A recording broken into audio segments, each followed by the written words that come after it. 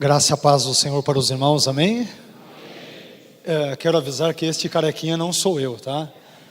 Não sei, acho que parece um pouquinho mais com o pastor Paulo Romero, né? Mas, brincadeiras à parte, que Deus abençoe a todos, a todas. Obrigado por estarem aqui, bondosamente nos ouvindo mais uma vez. Eu quero agradecer especialmente ao pastor Paulo Romero pela gentileza do convite. Estivemos aqui há um tempo atrás falando sobre as traduções. 2016, nós abrimos com Carlos Vailate e estamos fechando com ele. Misericórdia, hein? Tá vendo? Eu não sei se é uma coisa muito boa não, mas espero que sim, né? Opa, glória a Deus, amém, amém. Isso é pura graça e misericórdia de Deus, amém? Isso, realmente tem uma pessoa que merece todos os méritos por causa disso, que é o Senhor Jesus, amém? E também o pastor Paulo Romero, que graciosamente, pela sua generosidade e bondade, nos chamou. Talvez um pouco de dose de loucura também, né? Poderíamos aqui acrescentar. Mas, queridos, nós, como vocês já perceberam de forma muito clara, o nosso intuito nesta noite, nesta uma hora e pouco, é falar sobre a interpretação de Romanos 9 a partir da perspectiva de Jacó Armínio.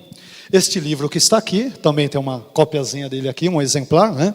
Ele está sendo vendido ali na frente, depois para as pessoas que se interessarem, podem obter maiores informações ali com minha esposa, com algumas outras pessoas que estão ali, né? Mas permitam-me falar rapidamente sobre o livro, e na verdade falarei bastante sobre o livro hoje, e depois nós vamos entrar em alguns detalhes sobre a interpretação de Romanos 9 a partir da perspectiva de Armínio. Mas este livro, meus queridos, é uma obra que ela é datada, na verdade, de 1593, faz um pouquinho de tempo, né? Portanto, estamos falando ali do século XVI, já temos mais de 400 anos. É uma obra que originalmente foi escrita em latim, foi publicada póstumamente após a morte de Armínio. Armínio morre em 1609, depois nós vamos traçar aqui uma breve biografia de Armínio, de Jacó Armínio, até mesmo para explicarmos para os irmãos, para aqueles que porventura não o conheçam, um pouquinho da sua vida, da sua biografia, mas é uma obra que foi escrita originalmente em latim, foi traduzida depois em 1853 para o inglês por W.R. Bagnall, e a nossa tradução, nós acabamos fazendo uma tradução da obra em inglês, mas incluímos nas notas de rodapé várias notas de expressões ou termos de Armínio que aparecem em latim também, a fim de enriquecer mais ainda toda a questão presente na interpretação de Romanos 9, tá? Então, e essa obra é, na verdade, uma carta, que vocês depois verificarão, tem 96 páginas, é uma carta que Jacó Armínio, o teólogo holandês Jacó Armínio, cuja gravura está aqui diante de vocês, ele escreveu para um amigo seu ministro da região da Frísia, que corresponde hoje à região dos Países Baixos, e ele escreve esta carta se alegrando com este ministro frísio pelas semelhanças no pensamento que havia entre Armínio e esse outro teólogo, ministro também da igreja frísia. E ele escreve para ele essa carta dizendo: olha, eu li a sua análise de Romanos 9 e fiquei muito feliz porque há muitas semelhanças entre aquilo que eu entendo da interpretação escriturística de Romanos 9, especialmente dos versículos 1 a 23. E ele então escreve essa carta congratulando este ministro frísio, e nessa escrita ele acaba expondo o seu pensamento geral sobre como ele interpreta esta importante passagem, nada controvertida das Escrituras, né? Então, de uma forma bem resumida, absolutamente resumida, depois maiores detalhes estão ali presentes no livro, né? Eu escrevi tanto a apresentação quanto elaborei a tradução e as notas de rodapé. Não incluí tantas notas como poderia, a fim de tentar deixar Armínio falar o máximo possível, né? Eu deixei que ele mesmo falasse, já que o pensamento é dele, e também para não criar o absurdo de traduzir um livro cujas notas fossem maiores ou mais densas do que o próprio corpus escriturístico do pensamento de Jacó Armínio, tá? Mas por que Armínio escreve essa carta? Ele escreve dentre os vários motivos, para criticar o pensamento calvinista supralapsariano de Romanos 9. E já vou explicar daqui a pouco para vocês o que quer dizer esse palavrão, né? Supralapsarianismo. Nós colocamos aqui uma tabela para explicarmos um pouco mais detalhadamente. Então, Armínio, ele critica essa interpretação que é chamada hoje de hipercalvinismo ou calvinismo rígido. Ele a critica com veemência e ele critica inclusive o seu professor, que fora seu professor de dogmática e exegese, Teodoro de Beza, que por sua vez foi discípulo, pupilo de Calvino. Calvino, que acabou sendo ali o professor de Teodoro de Beza, influenciou, foi o seu mentor, e Beza, por sua vez, foi o mentor de Armínio. Mas Armínio, ele discorda em muitos termos no que diz respeito à rigidez do viés hermenêutico predestinacionista presente no pensamento de Beza, aquilo que ficou conhecido depois como supralapsarianismo. Então, se depois vocês puderem ler o livro, vocês perceberão que Beza é citado umas 3 ou 4 vezes, Beza e os seus seguidores, de uma forma crítica, porque Armínio o contesta no seu pensamento. Qual é a nossa proposta agora nessa 1 hora e pouco que nós teremos aqui de fala? Primeiramente, nós vamos apresentar uma pequena biografia de Armínio, uma biografia muito curta mesmo, né? Depois nós apresentaremos as principais interpretações. Eu selecionei alguns versículos e alguns comentários de Armínio sobre alguns trechos-chave importantes de Romanos 9. E finalmente eu coloquei de forma comparativa aquilo que Armínio e Calvino entenderam sobre certos trechos de Romanos 9. Tá? Então, uma mini biografia de Armínio, a compreensão de alguns versículos-chave de Romanos 9 por parte de Armínio, e finalmente, espero que tenhamos tempo, um mini comparativo entre a compreensão de Calvino e Armínio sobre o contexto amplo de Romanos 9, especialmente Romanos 9, e alguma coisinha que envolve, por exemplo, Romanos 8, 29, um texto nada polêmico, que fala sobre a presciência e a predestinação. Tá? Espero que dê tempo para nós trabalharmos estes assuntos aqui rapidamente. Lembrando que, talvez, vez por outra, eu possa colocar aqui a minha opinião sobre algumas interpretações, não necessariamente tudo aquilo que Armínio aqui exposa eu irei concordar 100%, mas eu quero aqui compartilhar com vocês o pensamento deste importante teólogo holandês sobre a interpretação deste que é um dos textos, um dos capítulos mais importantes das Escrituras Sagradas, ok? Por favor.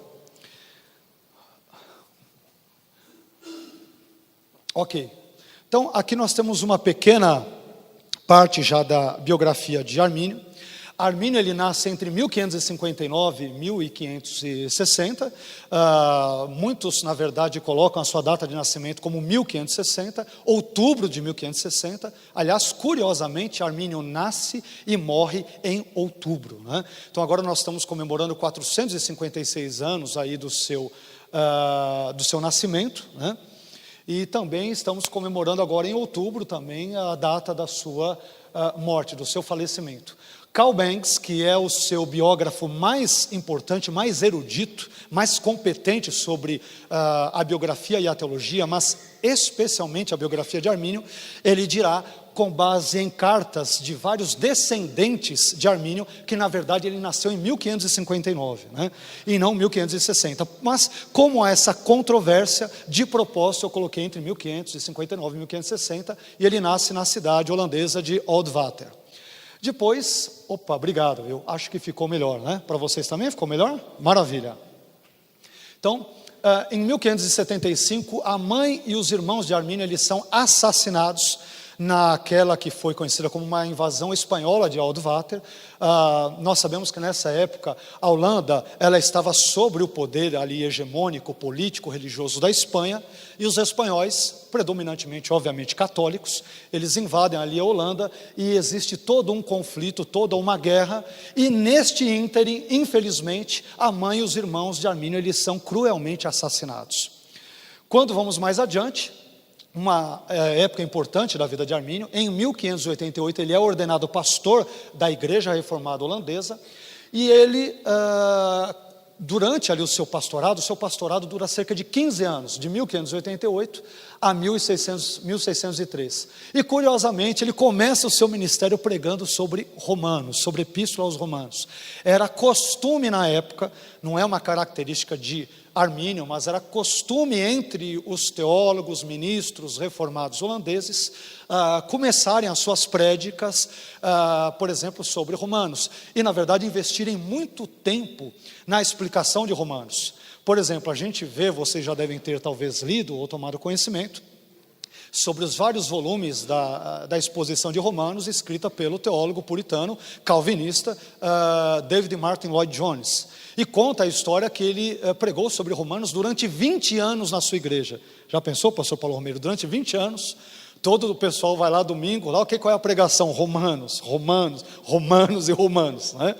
É claro que Romanos é uma bênção. Eu não sei se eu teria essa coragem, ou esse ímpeto, essa capacidade, porque 20 anos em Romanos, né? Obviamente Romanos é maravilhoso, mas a Bíblia não se resume a Romanos. Mas naquela época, era costume entre teólogos e ministros da igreja reformada, tá? E Armínio, ele não foge a esta regra. Em 1590, ele se casa com Lisbeth Reael, com quem ele tem simplesmente 12 filhos, né? Estava ali rivalizando com Abraão, e 3 destes já morrem precocemente. Naquela época, com toda a deficiência nos problemas higiênicos, questões sanitárias e tudo mais, com toda a deficiência na infraestrutura tecnológica voltada para a medicina e tudo mais, infelizmente, seus filhos acabam morrendo muito cedo. Em 1593, que é o que nos remete a atenção especialmente na noite de hoje, é que ele escreve a sua carta sobre Romanos 9, a Gélios Snecanos, que é o seu amigo ministro da Frísia, que é a região ali dos Países Baixos, cuja reprodução ou tradução pioneira para o português nós temos por meio deste livro que está sendo hoje aí disponibilizado para os irmãos. Por favor. Continuando, em 1602, existe uma peste muito grande que acomete muitas pessoas, mas muitas pessoas mesmo morrem na Holanda. E Armínio, curiosamente, ele vai para todos os lugares da Holanda ajudar as pessoas enfermas. Eram pestes ou doenças que eram contagiosas. Ele não se preocupa em ser contaminado com a doença, a preocupação dele é ajudar todas as pessoas, o maior número possível de pessoas, levando-lhes uma palavra de conforto, de carinho, um auxílio. Então nós vemos um traço muito importante na vida de Armínio. Armínio não é um teólogo de gabinete, ele é um ministro que ele busca viver o cristianismo na prática, né? Ele não se perde em elucubrações teóricas, filosóficas, apartado da realidade social, muitas vezes complicada que o cercava. Não, quando ocorre essa terrível peste, ele se preocupa em ir para todos os cantos da Holanda para ajudar todas as pessoas afligidas pela peste e aos seus familiares também. Em 1603 ele se torna doutor em teologia. Curiosamente, conta-nos a história, Carl Banks, que é o seu maior biógrafo, diz que ele na verdade havia recebido o título de doutor muito antes ainda desta data. Mas Armínio, ele tinha uma mente prodigiosa, era uma pessoa extremamente capaz, erudita, versado em latim, em hebraico, em grego.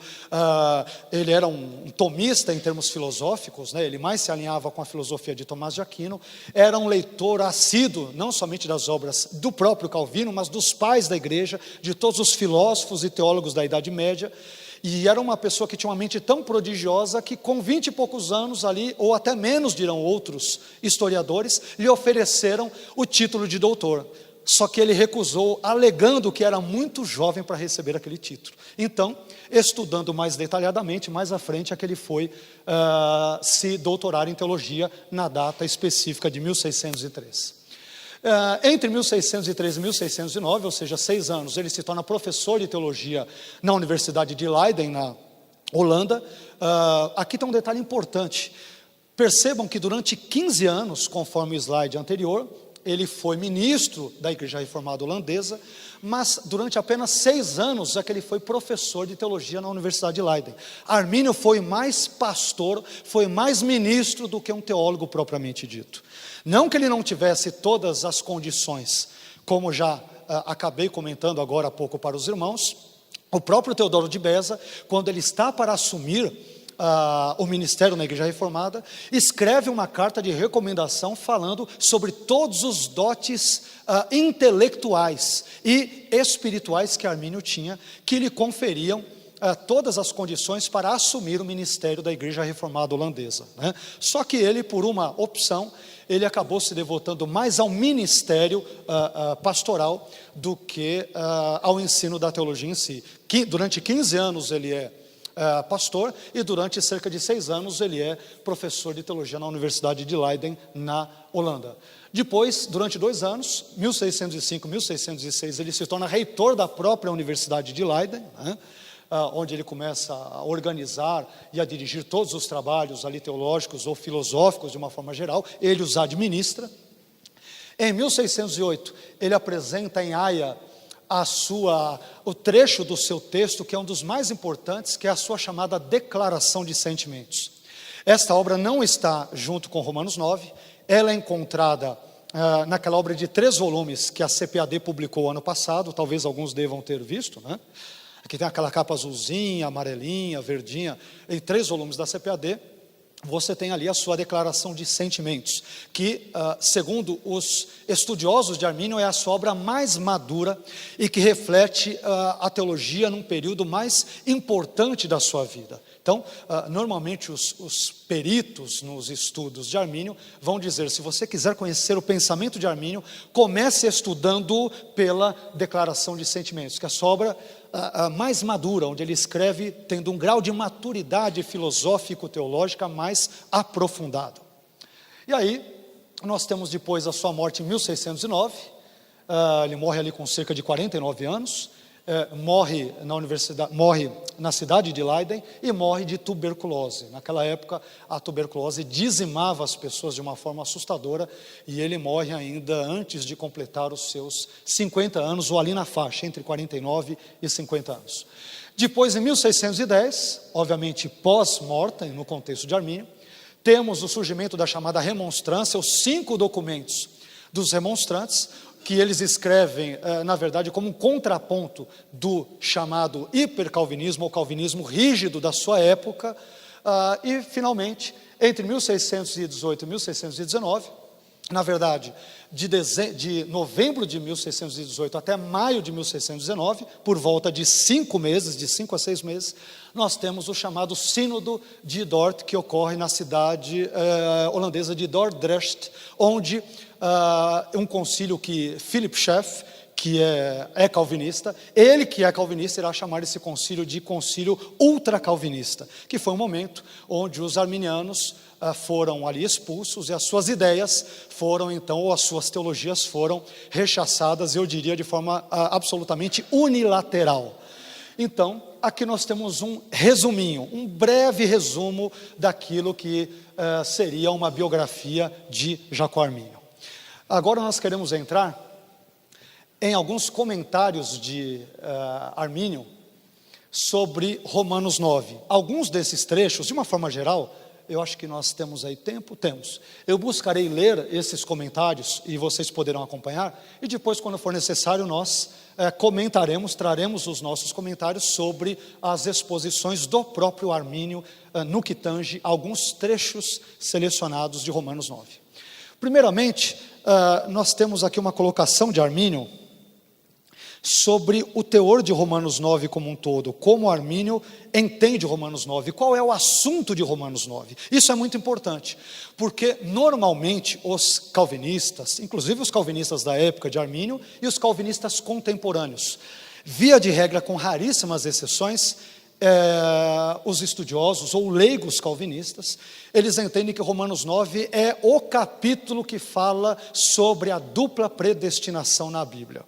Os estudiosos em geral, John Piper, vamos citar aqui alguns calvinistas, né? John Piper, R.C. Sproul, MacGregor Wright e tantos outros, eles vão dizer que o capítulo da dupla predestinação nas Escrituras é Romanos 9.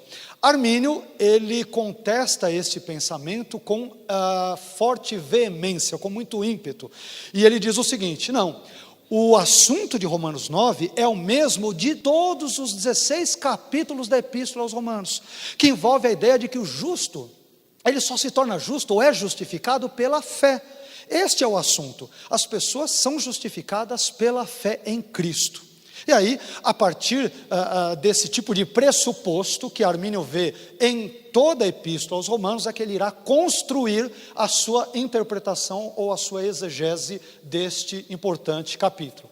E aí, qual é o assunto de Romanos 9? Vamos ver o que o próprio Armínio nos responde. Ele diz, as aspas estão todas ali citadas dele mesmo, sempre que os textos em vermelho estiverem ali, estamos apenas dando o nosso grifo para enfatizarmos um importante aspecto do pensamento dele. Então Armínio diz, abre aspas, o apóstolo Paulo trata ali, ou seja, em Romanos 9, do decreto pelo qual Deus decidiu justificar e salvar aqueles que seriam herdeiros da justiça e da salvação, não por obras, mas pela fé em Cristo. E aí ele continua, Agora com um jeitinho, né, com luva de pelica, ele critica o supralapsarianismo da sua época. Entenda-se o calvinismo do próprio Calvino, de Beza e de todos os calvinistas na sua época. Olha o que ele diz. Romanos 9 não trata do decreto pelo qual ele, Deus, decidiu salvar estes ou aqueles. Esses aqui eu vou salvar, aqueles eu vou rejeitar. E condenar outros. Ou aquele pelo qual ele decidiu dar fé a alguns e retê-la de outros. E isto poderia ser mais facilmente demonstrado com base na passagem propriamente dita e todo o contexto. Então qual é a lógica de Armínio? Ele está dizendo, nós não podemos isolar Romanos 9 de toda a epístola, porque a epístola começa desde Romanos capítulo 1, o evangelho, ele é o poder de Deus para a salvação de todo aquele que crê, primeiro do judeu, depois do gentil, do grego. Romanos capítulo 4, ele vai dizer, toda a tônica da epístola aos Romanos diz que o justo é justificado pela fé, não por uma eleição incondicional, onde Deus, aí o acréscimo é meu, arbitrariamente, desde a eternidade passada diz, não, eu quero que a minoria da humanidade vá para o céu e a maioria esmagadora vá para o inferno. Armínio diz, não é este o assunto que está em pauta em Romanos capítulo 9. E aí depois ele vai explicar com maiores detalhes porque ele não entende isso, né? E lembrando que até o fim, nós buscaremos, até o término da nossa fala, buscaremos colocar lado a lado os pensamentos de Calvino e Armínio sobre alguns textos bíblicos. Aí nós vamos ver a tamanha discrepância na interpretação. Por que eu digo isso? Porque é muito comum, vira e mexe eu escuto, ouço algum estudioso falar, peraí, Armínio era calvinista. Essa declaração, dizer que Armínio é calvinista, por si só, já dá ensejo a uma dissertação de mestrado ou uma tese de doutorado. Essa única declaração. Porque Armínio, como um teólogo e um ministro reformado, ele se adequa a muitos pressupostos da igreja reformada. Entenda-se, calvinistas. Claro. Por exemplo, eu conversava até agora há pouco com o pastor Paulo Romero, agradavelmente tomávamos um café e conversávamos a respeito. Armínio, por exemplo, ele era pedobatista, ele aceitava o batismo de crianças, eu não aceito de jeito nenhum. O pastor Paulo Romero parece que não também, quer dizer, a maioria esmagadora das igrejas não, ele aceitava, né? Armínio, ele via que a igreja era o novo Israel, eu não vejo de jeito nenhum, para mim Israel é Israel, a igreja é a igreja, mas enfim, em termos soteriológicos, é que nós veremos que Armínio, ele destoa bastante do calvinismo da sua época. Não quer dizer que ele não se adequasse ou concordasse com outros pressupostos da reforma protestante. É claro que ele concordava, mas em termos soteriológicos, ele é bem distinto, ou está bem distante desses tipos de pensamentos. E aí, por favor, agora sim que isso aqui já merece um tratamento bem detalhado. Quando a gente fala de supralapsarianismo, infralapsarianismo, O que quer dizer esses palavrões? Não estou falando em línguas, viu? Antes que alguém pense, né? Não estou falando em línguas. Mas se estiver, o pastor Paulo Romero, eu sei que ele tem o dom da interpretação, tá? Então vamos lá. Primeiramente, vamos entender o que quer dizer supralapsarianismo. O termo supra, o prefixo supra, ele quer dizer acima ou antes de. A expressão, obviamente, é latina, né? Quer dizer acima ou antes de. E lapsarianismo vem de lapsus. Lapsus em latim quer dizer queda. Em outras palavras, o que ensina o supralapsarianismo, né? Que antes da queda, percebam que a queda aparece aqui no ponto 3, na primeira coluna à esquerda. Antes da queda, Deus resolveu predestinar alguns indivíduos à vida eterna e outros à condenação eterna, sem considerá-los em seus pecados, ou sem considerar se eles responderiam com uma atitude de fé ou de incredulidade ao Evangelho. Deus não os considera como seres criados. Daí a crítica que é feita de Armínio, porque se você entender o supralapsarianismo dessa forma, ele é absolutamente arbitrário. E eu concordo com Armínio 100%, quer dizer, o sujeito não tinha nem nascido, Deus não levou em conta nem a sua presciência, porque para Calvino, por exemplo, não existe presciência pura. Tudo que Deus prevê, Ele determina. Ele não olha passivamente para a história. Aquilo que Ele vê, Ele já prevê, porque Ele mesmo colocou lá na frente. Quer dizer, se nós chegarmos às últimas conclusões desse pensamento, Deus inevitável e inexoravelmente será visto como autor do mal e do pecado. Então, o caráter de Deus é algo muito caro, muito importante para Armínio. E por isso que Armínio fala, não, eu não posso aceitar o supralapsarianismo. Mas entendam, supralapsarianismo vai dizer que Deus, antes da queda do homem, Ele já predestinou algumas pessoas incondicionalmente para a salvação e outras para a condenação. Daqui a pouco eu vou explicar os pontos. O infralapsarianismo, ao contrário, infra quer dizer antes ou abaixo, na verdade aqui o sentido é de antes, e lapsus, mais uma vez, queda. Em outras palavras, a coluna do meio, Deus, Ele resolve, antes de predestinar os indivíduos, Ele primeiro resolve, Ele cria e depois é que Ele permite a queda. Ou seja, a queda do homem no pecado, ela ocorre antes da predestinação. Ou seja, quando Deus predestina alguns para a salvação ou para a condenação, o homem já existe em pecado. Só que no segundo ponto do infralapsarianismo, há alguns que colocam, em vez de permitir a queda, eu coloquei de propósito de vermelho, alguns colocam ordenar a queda, tá? Essa é uma questão também importante. Feitas estas observações bem breves, bem resumidas, vejamos o que cada um dos pontos diz. Então, o supralapsarianismo, a ordem dos decretos de Deus, né? Tanto no calvinismo quanto no arminianismo, Deus, ao criar o mundo e ao fazer todas as coisas, ele decreta, né? Ele estabelece um decreto onde Ele vai fazer todas as coisas que estão presentes no mundo. E de acordo com a concepção calvinista, infralapsariana ou o arminianismo, há uma ordem distinta para estes decretos, a ordem lógica, de acordo com a criação ou estabelecimento divino de todas as coisas. O que diz o supralapsarianismo? Que é especialmente o que Armínio condena nessa obra, uma análise de Romanos 9. O que diz? Primeiro, Deus decide decretar, predestinar alguns indivíduos à vida eterna e outros à condenação eterna, sem antes tê-los criado. Veja só, a criação só vem no ponto 2. E sem que eles fossem pecadores. Ou seja, Deus desde a eternidade não levou em consideração nada e ninguém e simplesmente falou, eu vou criar uma turma pequena para o céu e uma turma infinitamente maior para ir para o inferno. Deus é Deus, Ele é soberano, ninguém contesta a sua vontade e acabou. Essa é a visão do supralapsarianismo. Depois disso, Deus decide criar o mundo, o universo, enfim, todas as coisas. Em terceiro lugar, Deus decide ordenar a queda. Esse ponto é importante. No supralapsarianismo, assim como no infralapsarianismo em geral, mas isso é mais forte no supralapsarianismo, Deus não prevê apenas a queda do homem no pecado, Ele decreta e deseja que ela ocorra. Deus ele não está vendo, olha, dei livre-arbítrio para Adão e Eva e eu prevejo que eles pecarão. Não, Deus não somente prevê, mas deseja ativamente e contribui para que Adão e Eva caiam em pecado. E aí é o que é o mais terrível. Mas Deus não tem culpa nenhuma. Adão e Eva são totalmente culpados pelos seus pecados.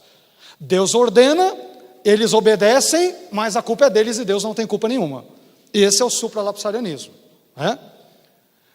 Percebam que a lógica, né? Claro, o supralapsarianismo ele segue um viés filosófico compatibilista, que aceita tanto a ideia da soberania divina quanto a ideia da liberdade humana, e essas coisas não são contraditórias ou mutuamente excludentes. Mas enfim, vamos lá.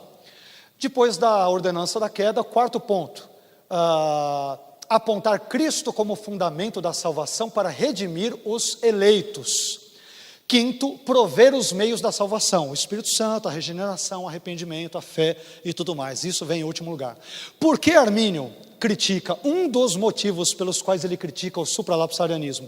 Percebam que Cristo ele vai aparecer aqui no final, como fundamento da salvação. Quer dizer, na cabeça de Armínio, e eu aqui concordo com ele totalmente, no supralapsarianismo, as pessoas não são salvas pela morte de Cristo. Elas são salvas por um decreto incondicional, quer dizer, não há justificação pela fé. Há uma justificação pela predestinação incondicional, ou eu acrescentaria, a predestinação arbitrária. Então não existe justificação pela fé, coisa nenhuma. A pessoa é justificada por um decreto arbitrário desde a eternidade passada. Se ela vai crer ou não, né, é algo que é secundário. A cruz de Cristo acaba sendo algo secundário, e isso preocupa Armínio. Armínio não aceita que a morte de Jesus tenha um papel secundário, ela é algo central na salvação. Só que a maneira como o supralapsarianismo ele é criado ou sistematizado leva a esse tipo de interpretação. E Armínio diz, eu não posso concordar com isso de jeito nenhum. E cá entre nós, eu particularmente concordo com ele em 100%. No infralapsarianismo nós temos uma pequena mudança. Deus primeiro ele cria o mundo.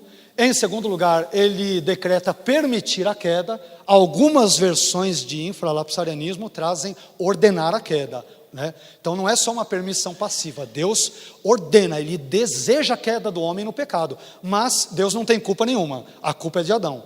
Ele deseja, mas a culpa é de Adão, não é dele. Tem o mesmo problema, em algumas variações do infralapsarianismo, há o mesmo problema que ocorre no supralapsarianismo. Depois de permitir a queda ou ordenar, de acordo com algumas versões, Deus decreta predestinar alguns indivíduos caídos, aqui já tem a diferença. No supralapsarianismo, esses indivíduos não foram nem criados, e Deus já escolhe, esses vão para o céu, esses vão para o inferno. No infra, não, existe já toda a humanidade é caída. Dessa massa toda caída, Deus escolhe. Um percentual menor vai para o céu, o percentual esmagador maior vai para o inferno. Aí nós temos um detalhezinho. Em quarto lugar, apontar Cristo como fundamento da salvação para redimir os eleitos. E quinto, prover os meios da salvação. De novo, Espírito Santo, regeneração, arrependimento, fé, tudo que é importante para a salvação. No arminianismo, percebam que a Ordo Salutis é distinta e tem 2 pontos até a mais. A lógica da sistemática da Ordo Decretorum, ou seja, a ordem dos decretos divinos no arminianismo. Primeiro, Deus decide criar a humanidade, tá? É essa a visão de Armínio. Segundo, Deus decide permitir a queda. Nunca, jamais, em hipótese alguma, Armínio diz que Deus ele decreta ativamente ou ele deseja a queda. Aliás, nós vamos ver isso num dos trechos do comentário dele de Romanos. Ele não aceita a ideia de que Deus ordena ou pré-ordena a queda. Deus permite a queda. Ao criar seres livres, esses seres livres podem cometer o pecado, ir para o lado do mal. E ao fazerem-no, caem em pecado. Tá? Terceiro, olha a importância que Armínio dá para Cristo. Ele o coloca lá no início. O terceiro decreto, já que Deus ele permite a queda, no terceiro ponto ele já tem o remédio para a queda, que é apontar Cristo como fundamento da eleição dos redimidos.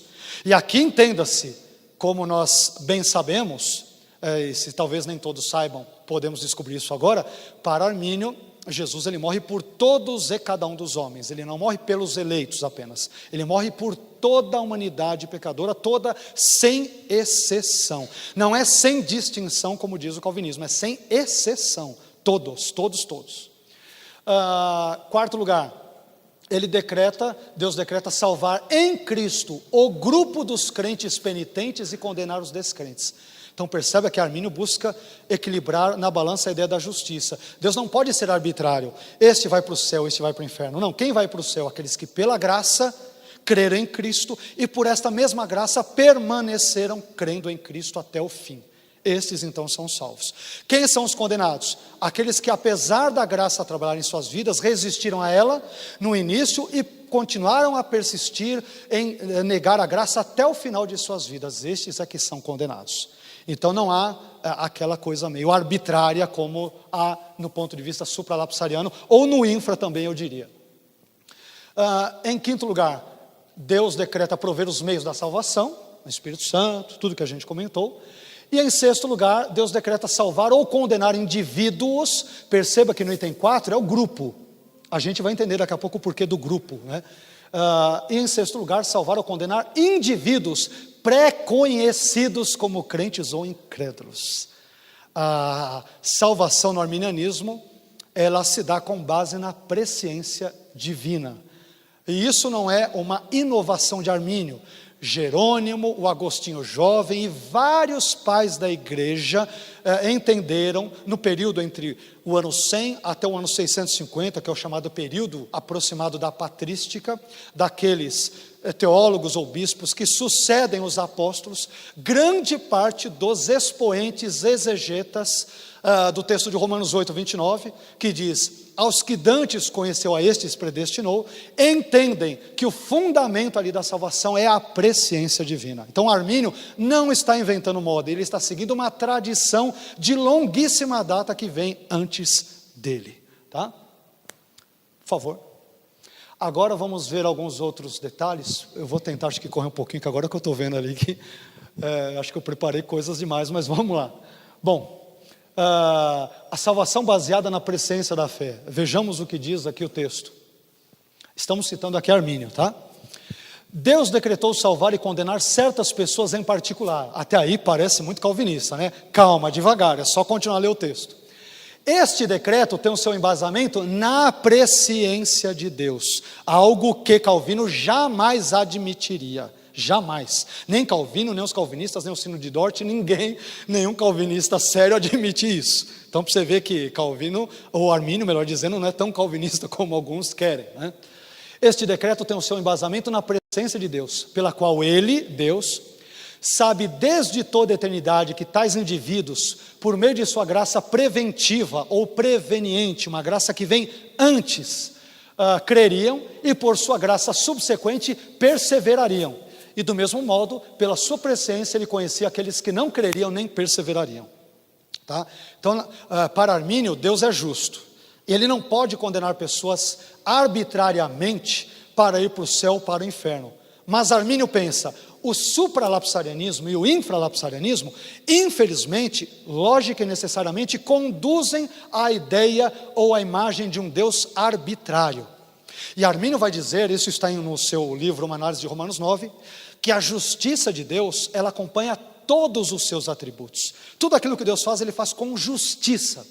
Portanto, para Armínio, Deus não seria justo, ou seria tudo menos justo, se ele de forma arbitrária, sem levar em consideração a resposta de fé ou de incredulidade dos indivíduos, ele fizesse com que um grupo fosse para o céu e outro para o inferno. Essa é a lógica, a suma da lógica do pensamento de Armínio.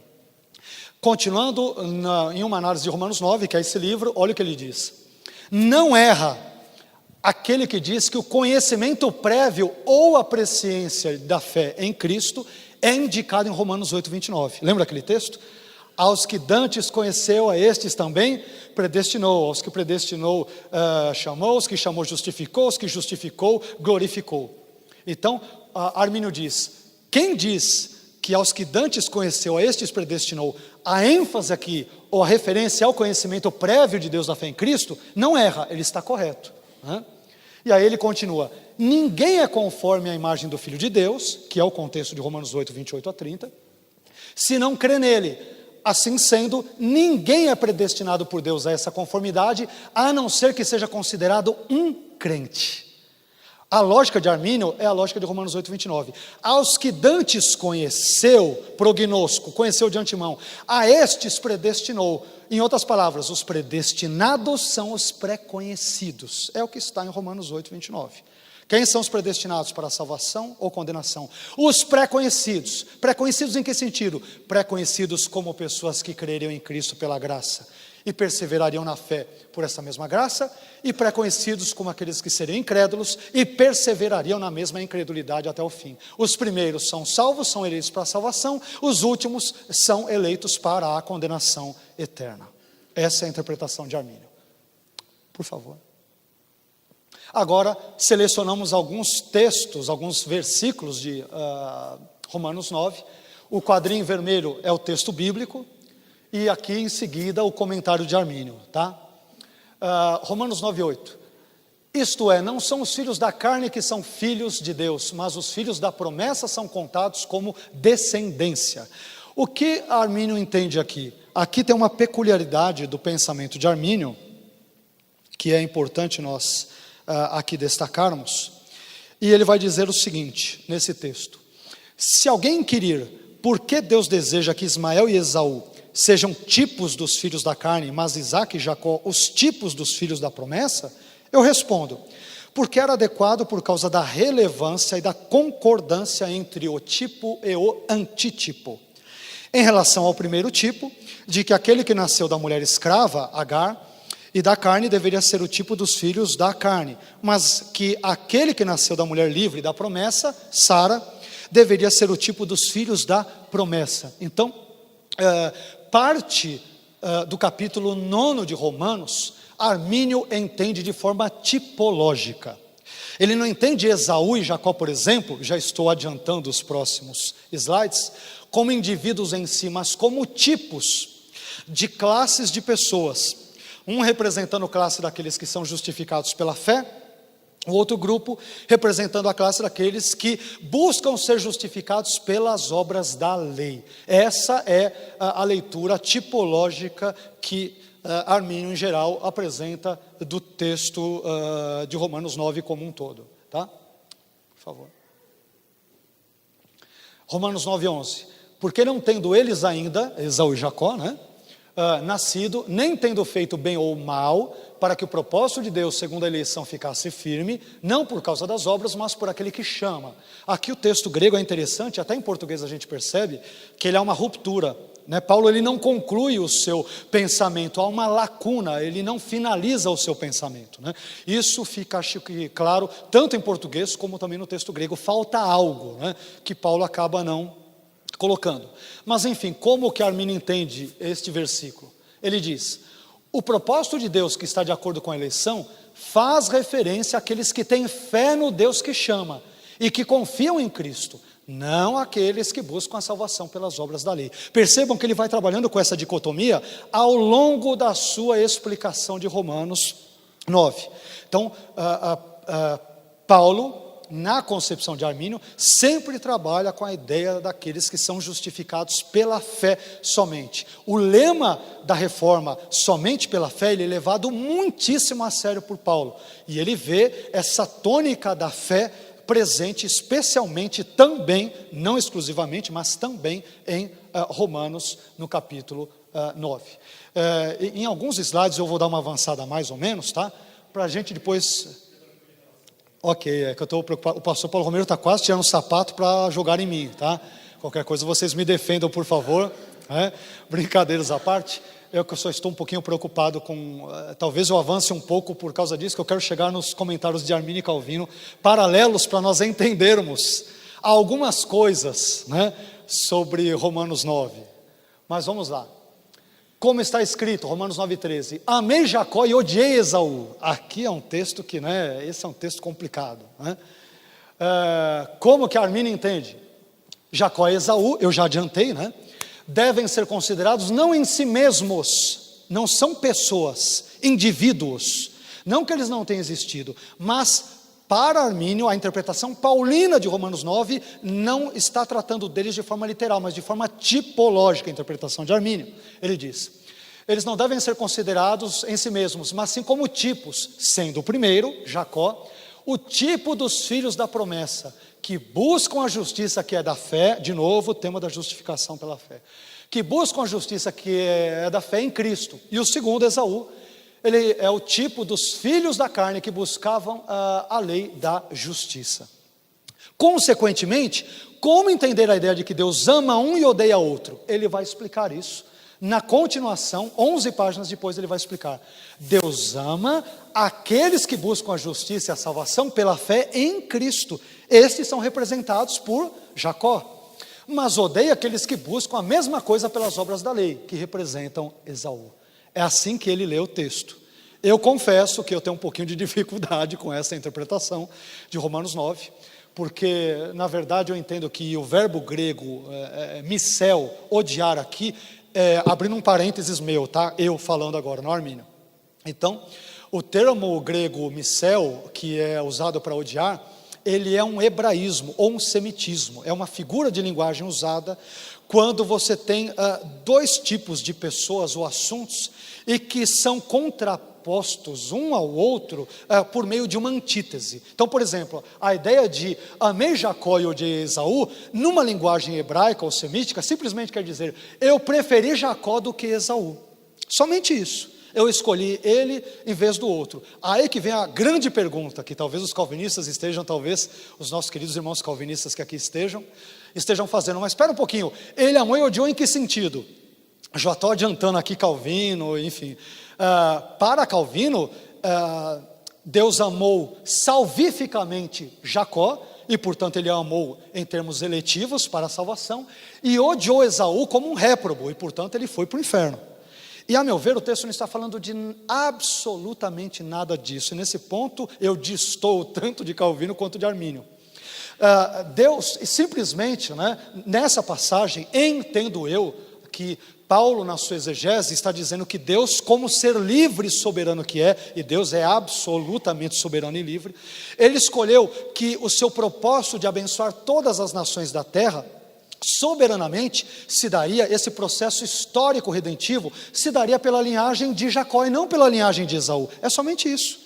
Em vez de ser Abraão, Isaque e Esaú, foi Abraão, Isaque e Jacó. Ele escolheu Jacó como soberano que é, a fim de que de Jacó viesse Israel, de Israel o Messias, e do Messias a possibilidade da salvação para toda a humanidade. Então é essa, Deus é livre e soberano para escolher quem Ele quiser para que prestem serviços histórico-redentivos e que assim cumpram os seus planos. Nesse ponto ele escolhe que a bênção prometida para Abraão em Gênesis 12, e que todas as famílias da terra serão abençoadas, isso passa pela linhagem de Jacó e não de Esaú, e Deus é soberano para escolher quem quer que ele pudesse escolher para dar continuidade a essa linhagem histórico-redentiva messiânica. É isso, não está nada de falando, escolhi Jacó vai para o céu, escolhi Esaú ele vai para o inferno, nada disso. Então nesse ponto eu distou de Armínio e de Calvino.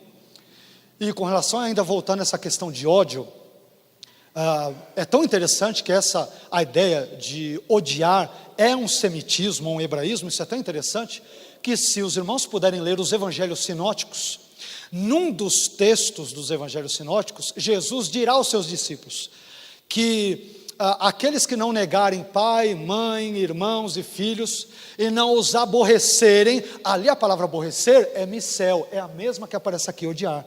Agora, cá entre nós, será que Jesus diria para os seus discípulos, olha, vocês têm que odiar sua família para me seguir? Odeiem seus pais, suas mães, seus filhos e me sigam. É o mesmo verbo grego, missel, é o mesmo de Romanos 9,13, que é o que está nos evangelhos sinóticos, e o mesmo que aparece na Septuaginta, que é a tradução grega do Antigo Testamento hebraico, de Gênesis 29, quando diz lá no contexto, que Jacó ama mais Raquel do que Leia. É o mesmo tipo de verbo que é usado, ou seja, prefere um a outra. O texto não tem nenhum tipo de correlação com a ideia de uma eleição incondicional para a salvação ou para a reprovação, isto é, para a condenação no inferno. Assim que eu, de forma muito rápida, resumida, entendo esse texto. Obrigado. Romanos 9,16.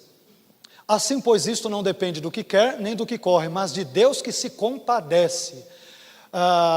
Vejamos como Armínio entende esse texto, palavras dele. Em Romanos 9,16, onde está escrito, não depende do que quer nem do que corre, mas de Deus que se compadece, a palavra justiça está subentendida. Lembram-se que eu comentei agora há pouco? Armínio, ele cita Tertuliano, dizendo que a justiça, ela sempre acompanha todas as obras de Deus, sempre. Tudo que Deus faz, não importa o que Ele faça, ele é acompanhado da justiça. Ele não pode fazer algo de forma injusta, mas Armínio entende, ele seria injusto se, podendo salvar toda a humanidade, ele arbitrariamente escolhe apenas alguns para o céu, incondicionalmente, e os outros para o inferno. Ora, se a salvação ou a eleição é incondicional, na concepção clássica do calvinismo, raciocina Armínio, então Deus seria absolutamente injusto, e a justiça é o atributo, e ele cita Tertuliano, um dos pais da igreja do segundo ou terceiro século, ele diz, a justiça é um dos atributos que amarra, que acompanha todas as demais características de Deus. Então Deus não pode fazer nada que venha significar ou resultar em justiça, porque Ele é absoluta e perfeitamente justo. Justo. E aí ele diz, a palavra justiça está subentendida, pois a discussão nesse trecho de Romanos 9, é com referência àqueles a quem a justiça é propriamente imputada. De novo, a ideia da justificação pela fé. E não aqueles que trabalham, mas aqueles que creem. Ou seja, a justiça não é obtida por aquele que quer ou por aquele que corre, mas por aquele de quem Deus se compadece, a saber, o fiel, o crente. É dessa pessoa que o texto está dizendo. É bem engenhosa a construção de Armínio nesse ponto.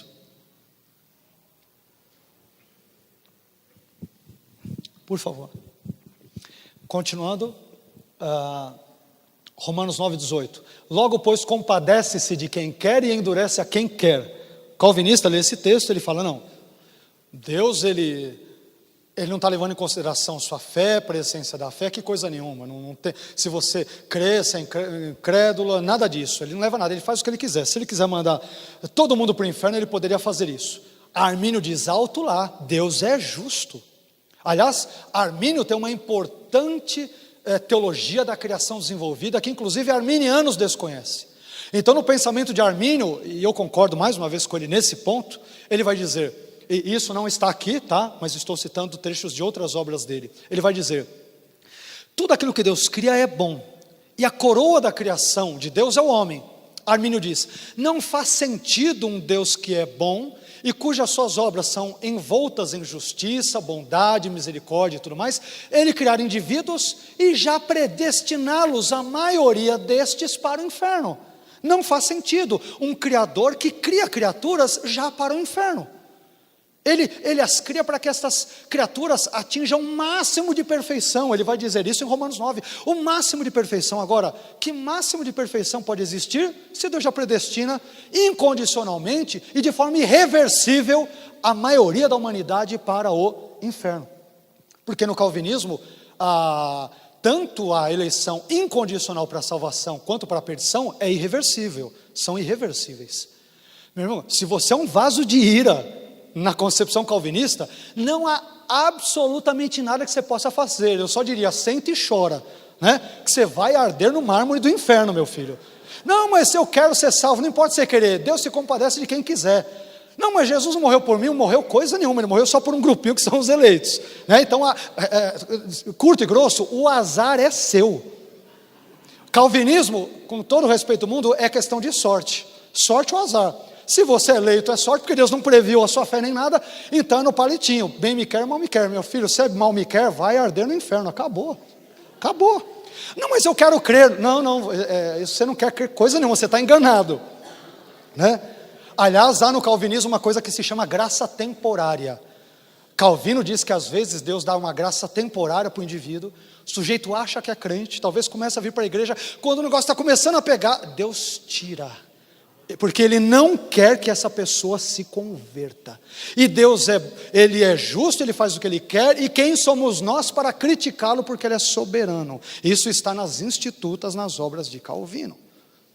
Então é importante, né, a gente ler as obras de Calvino, de Armínio, e eu digo com todo respeito, meu irmão, se você é calvinista, glória a Deus pela sua vida, seja com consistência, leia as obras, mas leia as obras contrárias de Armínio. Se você é arminiano, fale dos calvinistas sem ler as obras, né? Eu falo porque eu li e reli as Institutas e vários comentários de Calvino. Então eu sei o que eu li, né? E eu sei que os meus olhos não me enganaram naquilo que eu li. Aliás, nós vamos ver aqui o que Calvino diz daqui a pouco. Vocês vão ler tirado do trecho dele, vocês é que vão chegar às consequências, né, naquilo que ele diz ou não. Mas vamos lá. Logo, pois, compadece de quem quer e endurece a quem quer. Olha o que Armínio comenta desse texto. Se Deus pode ter misericórdia de quem Ele quer e endurecer a quem Ele quer, então Ele também é livre, Deus é livre, para formar um propósito de acordo com a eleição, pela qual Ele pode determinar ter misericórdia dos filhos da promessa, os que creem. É nesse sentido que Ele tem misericórdia de quem Ele quer. Deus decretou desde a eternidade passada ter misericórdia daqueles que creem. Ele que criou assim, acabou, né?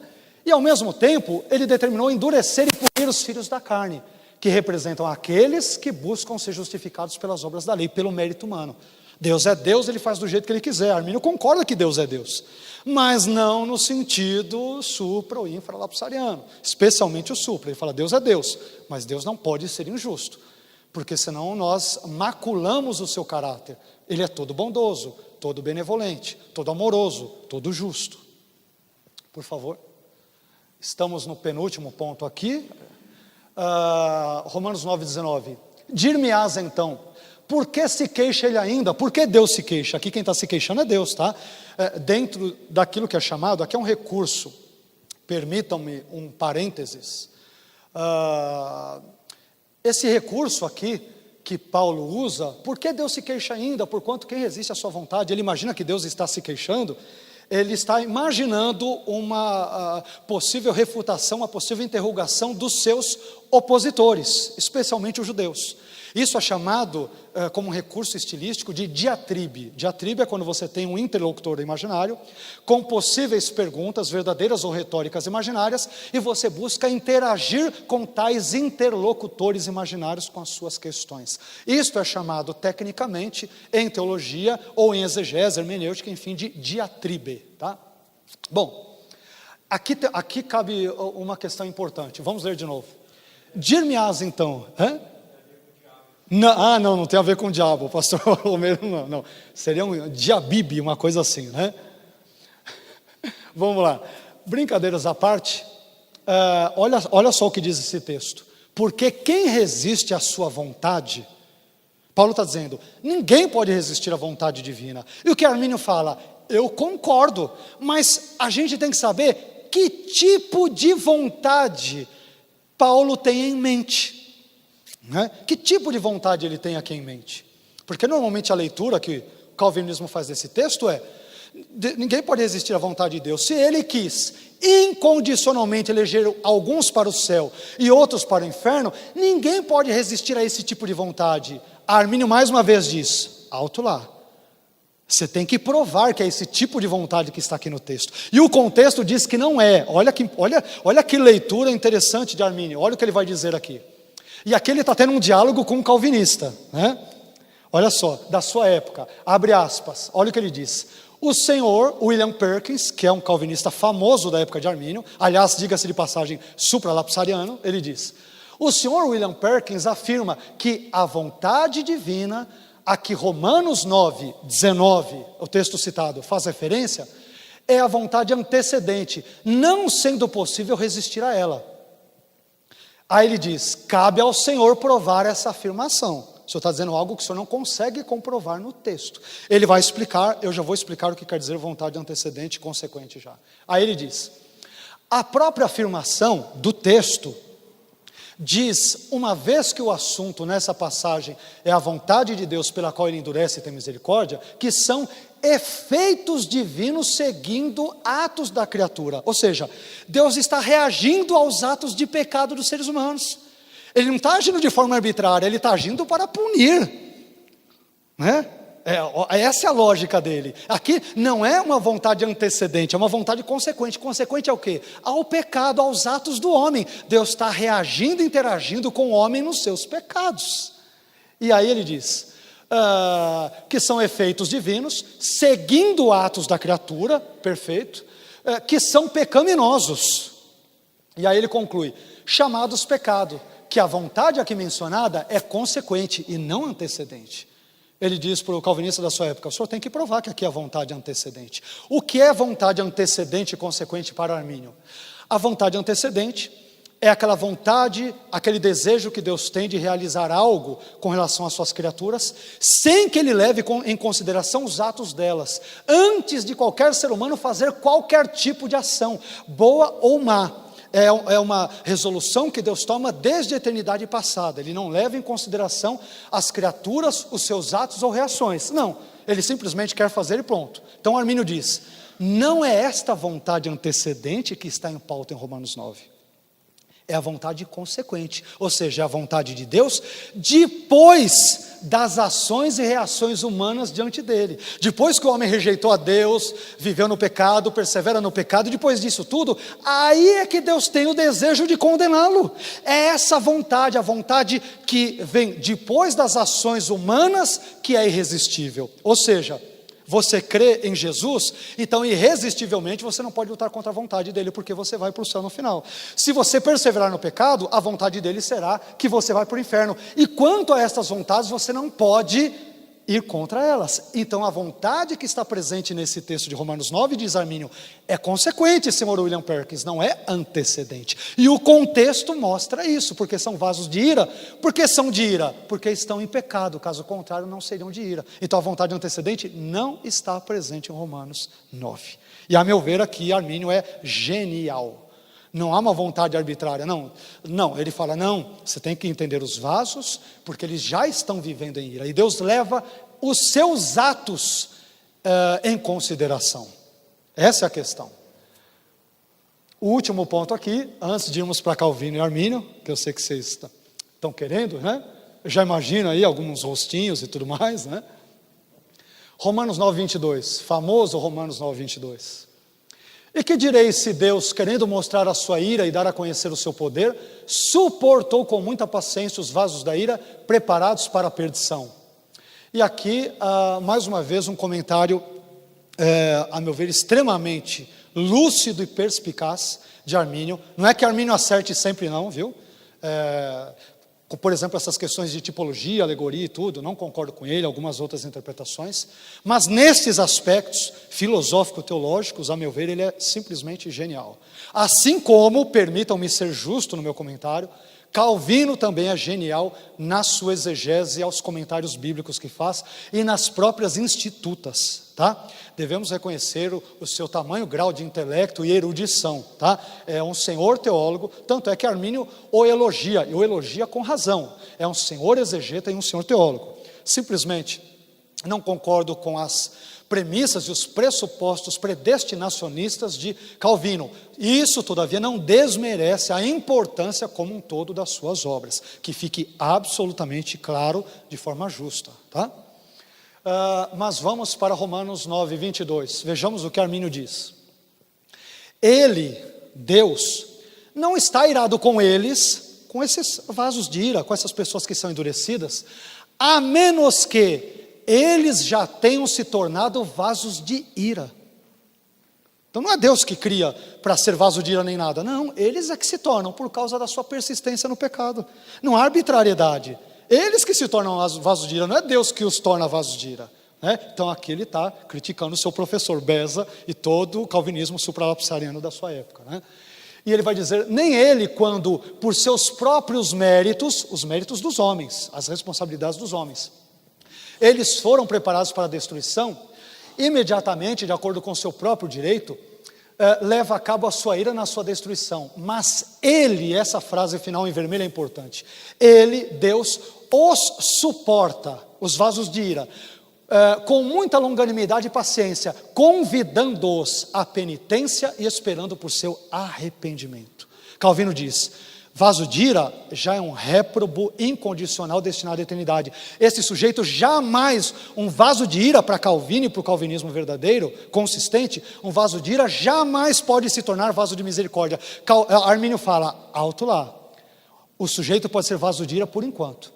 mas ele pode se converter, porque a graça de Deus continuará a insistir com ele, pelo Evangelho, o Espírito Santo trabalhando na vida dele. Então, Armínio diz, em outras palavras, e aqui mais uma vez ele destoa profundamente do calvinismo, ele diz, aqueles que são vasos de ira, a situação não é irreversível, eles podem se tornar vasos de misericórdia, mas o contrário é verdadeiro, cuidado, porque os vasos de misericórdia podem se transformar em vasos de ira. Então percebam que o raciocínio dele é absolutamente pertinente. Então ele está dizendo, as coisas não estão fechadas não, o negócio está em aberto, dependerá da sua resposta positiva ao Evangelho ou não. Obviamente a resposta esta possibilitada pela graça, e somente pela graça. Não por causa do livre-arbítrio, por causa da graça. Aliás, a teologia de Armínio, ela é caricêntrica, ela é centrada na graça e não no livre-arbítrio. Armínio, nas suas obras, ele diz coisas sobre a graça que eu nunca vi nem Calvino dizer, e não é exagero. Leiam as obras e constatem por vocês mesmos.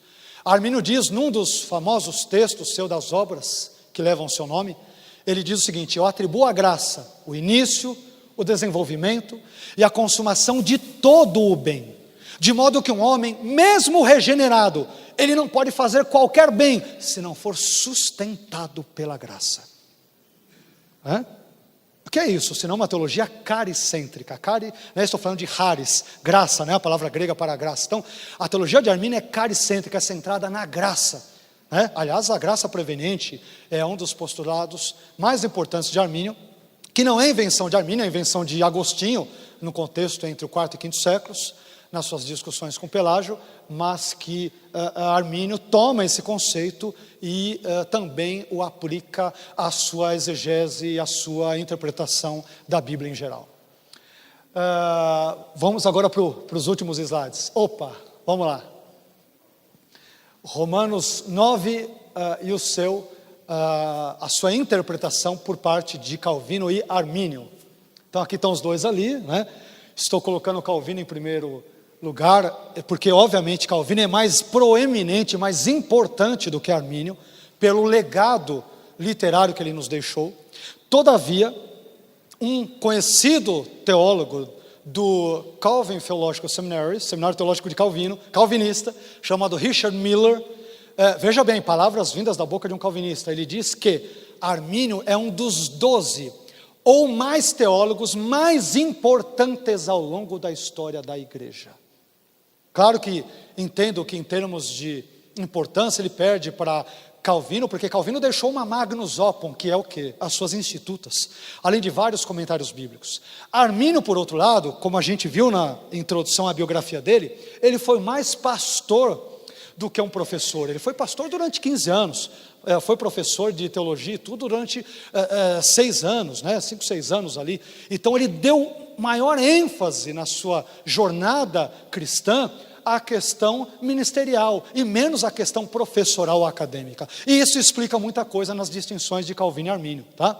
Mas Armínio, obviamente, não perde em erudição em absolutamente nada para Calvino. Calvino, todavia, há de se entender de forma justa que, em termos da sua Magnus Opum, as institutas e comentários bíblicos, ele deixou um legado, em termos de quantidade, maior do que o de Armínio, tá? Bom, agora vamos ver como Romanos 8, 29 em Calvino e Armínio. Vamos ver o que eles dizem sobre esses textos. Algumas coisas eu repeti, então serei um pouco mais breve para não cansá-los, tá? Eu acho que vocês já estão aí daqui a pouco. Está muito cansativo ou não, gente? Está dando para ir? Ok? Então tá bom. Olha o que... Isso aqui é a citação literal, tá, gente? Do livro de Romanos, de Calvino, traduzido por uma editora calvinista, fiel, com tradutores todos comprometidos com o calvinismo, para deixar bem claro que não é nada de citação distorcida, extraída de contexto, nada, tudo corretamente colocado. E embaixo sempre a minha tradução de uma análise de Romanos 9, tá? O que Calvino diz sobre Romanos 8, 29? Calvino, né? Olha a fotinho dele lá, um paparazzo na época o flagrou num café ali em Genebra, então ele está ali do lado, tá?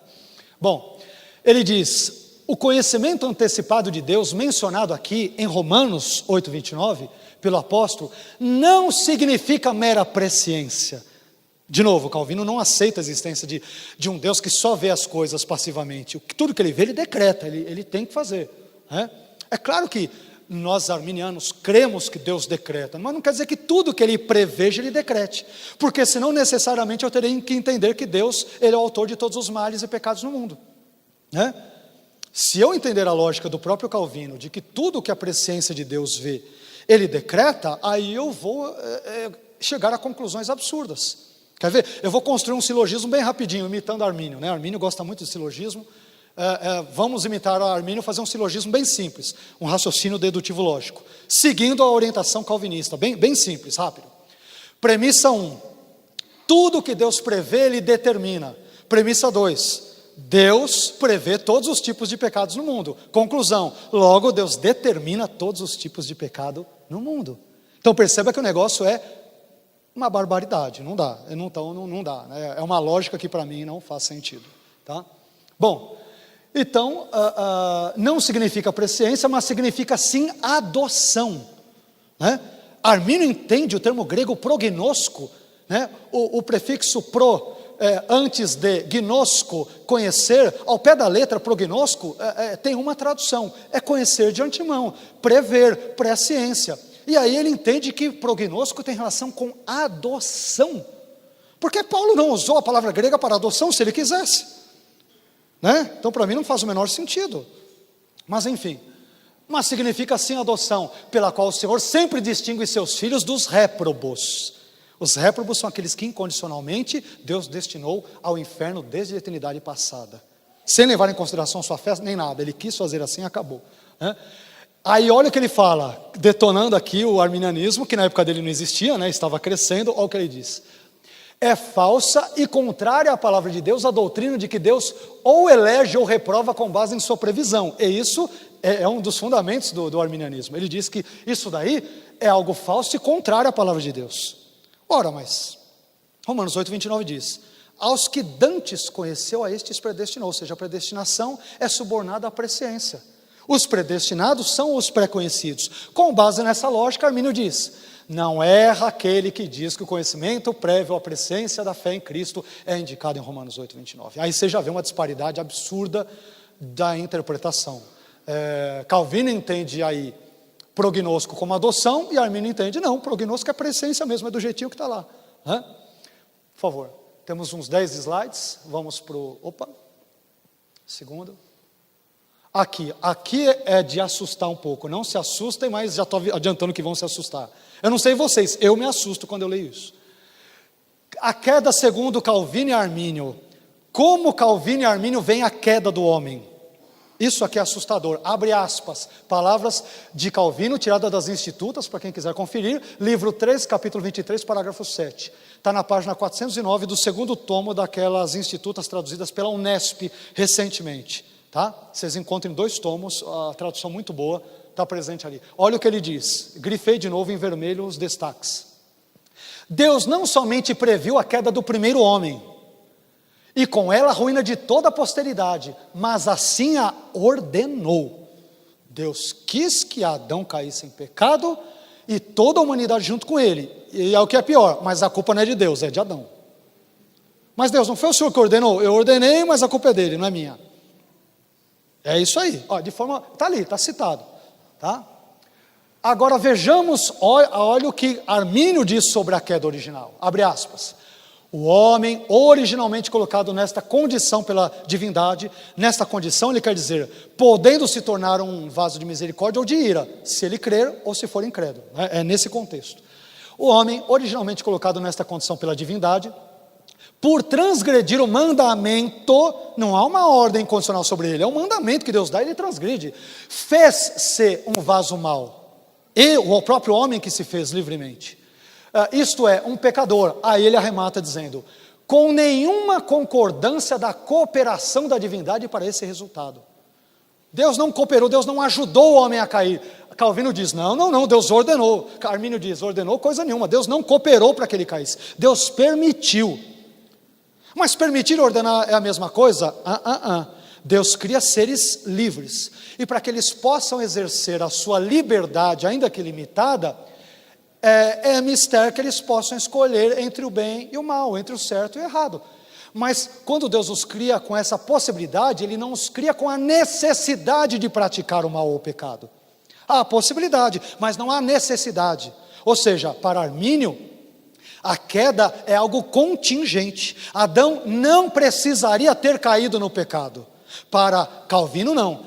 A queda é necessária. Deus quis que Adão caísse no pecado, mas a culpa é de Adão, não é de Deus. Aí você já viu onde isso vai dar, né? Por favor.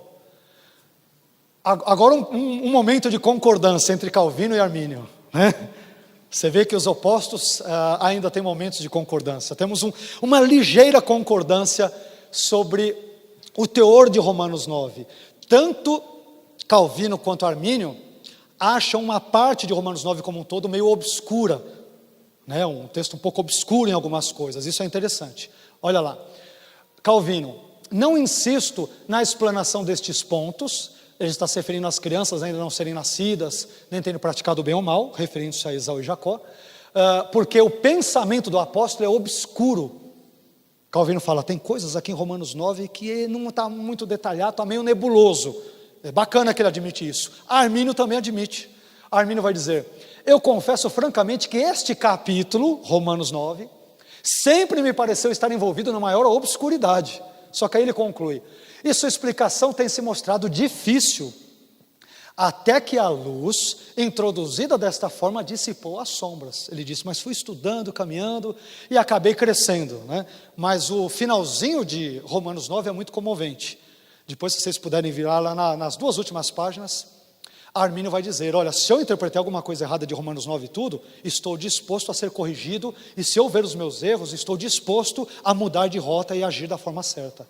Então é uma pessoa absolutamente humilde na sua exegese. Ele não é o dono da verdade. Isso é muito importante. Assim como eu também aqui, como creio eu, qualquer verdadeiro cristão não pode ser visto ou se arrogar para si o título de um dono da verdade, né? Quem está com a verdade e é a própria verdade é Cristo. As nossas teologias, nossas exegeses e interpretações são passíveis de erros e frequentemente erram. Então Armínio está dizendo claramente, eu não sou infalível não, viu gente? Eu posso errar, e se errar, e se vocês me convencerem do meu erro, eu estou disposto a dar a mão à palmatória e reconsiderar o meu pensamento.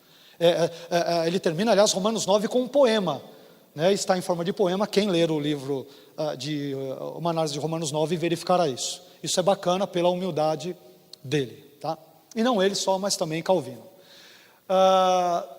Aqui outro assunto espinhoso, Romanos 9 ensina a dupla predestinação. Vocês já perceberam desde o início a resposta para um grupo e para o outro, né? Então, vamos lá. Olha o que Calvino diz. Antes mesmo de nascerem, os seres humanos em geral, tá? A porção dos homens lhes é designada, o que cabe a cada homem, a cada um pela secreta vontade divina. A salvação ou a destruição dos homens depende da sua soberana eleição. De novo, meu irmão, se Deus te escolheu para a salvação, você vai ser salvo e não tem quem arrancará você das mãos dele. Agora, se Deus te escolheu para o inferno, e Deus o livre e guarde, se você está aqui nessa audiência nessa noite, meu filho, chora, sente e chore, porque isso está de acordo com a sua soberana eleição, que é secreta. Se Deus te escolheu para um vaso de ira, meu querido, você pode frequentar 500 cultos do pastor Paulo Romeiro, pode vir aqui o pastor Paulo Júnior, pode vir o Billy Graham, pode vir quem quer que seja, você vai direitinho para o inferno, porque Deus nunca te amou a ponto de enviar Jesus para morrer por você na cruz. Então, me desculpe se é um baita de um azarado ou de azarada. Não tem outra leitura, me desculpe se é um azarão, né? Olha o que Armínio em contrapartida diz. O apóstolo trata ali em Romanos 9, isso eu já li antes, mas estou reiterando, né? Do decreto pelo qual Deus decidiu justificar e salvar aqueles que seriam herdeiros da justiça e da salvação, não por obras, mas pela fé em Cristo. Aí ele diz, não do decreto pelo qual ele decidiu salvar estes ou aqueles e condenar outros, criticando o pensamento de Calvino, ou aquele pelo qual ele decidiu dar fé a alguns e retê-la de outros, criticando o pensamento de Calvino e aquilo que seria um dos principais pilares do sínodo ultracalvinista de Dort, entre 1618 e 1619, onde o comitê que participou do sínodo ou do concílio disse que Deus dá fé a alguns e escolhe não dar e ignorar a outros. Só que no final, esses outros que não deu fé, Deus vai condená-los justamente. Ô Deus, mas eu não creio porque o Senhor não me deu fé. Não importa. Acabou. Quem manda aqui sou eu. Você vai para o céu, o outro vai para o inferno. Acabou. É isso e ponto. Tá? Por favor. Como Calvino e Armínio entendem os judeus rejeitados de Romanos 9? Vocês se lembram que no início de Romanos 9, Paulo está muito triste, vocês se lembram disso, né? Ele está triste por causa dos seus compatriotas judeus, porque muitos deles rejeitaram a Cristo. Como Calvino e Armínio entendem esses judeus que rejeitaram a Cristo? Olha a diferença grande de novo. Sua graça oculta, de novo, algo oculto, né, para Armínio. Armínio trabalha muito com vontade oculta, desejo oculto, providência oculta, graça oculta. Então, a graça oculta divina é mais evidente na segunda eleição. Deixa eu explicar. Aqui não é segundo turno não, viu? Segunda eleição aqui, a Calvino está querendo dizer, a primeira eleição é quando ele elege Israel como seu povo. A segunda eleição é quando ele elege incondicionalmente alguns para serem crentes e serem salvos. É isso que Calvino tem em mente, tá? Então, vamos lá. A sua graça oculta de Deus é mais evidente na segunda eleição de Israel, a qual é restrita a apenas uma parte da nação. Mais uma vez, Deus não quer salvar todo Israel, Ele quer salvar só um pequeno grupo. É o que Ele está dizendo claramente. E aí ele continua. A eleição divina para a salvação, que está entre colchetes, eu que remendei o texto para ajudar a compreensão. A eleição divina para a salvação faz distinção entre as pessoas desta nação, Israel, ao tempo em que predestina alguns judeus para a salvação e outros para a condenação eterna. Então, o que Calvino diz? Deus nunca quis salvar todos os judeus. Só faltou combinar isso com Paulo, né? Porque Paulo em Romanos 10 diz o quê? A minha oração por Israel é pela sua conversão. Não é? Todo Israel seja salvo. Ô Paulo, dá vontade de falar, Paulo, não ore para Israel, porque Deus já predestinou a maior parte para o inferno. Sabe que você nunca leu os Institutas, ô Paulo? Já que Romanos 9, dizem alguns, é a criptonita do arminianismo, né?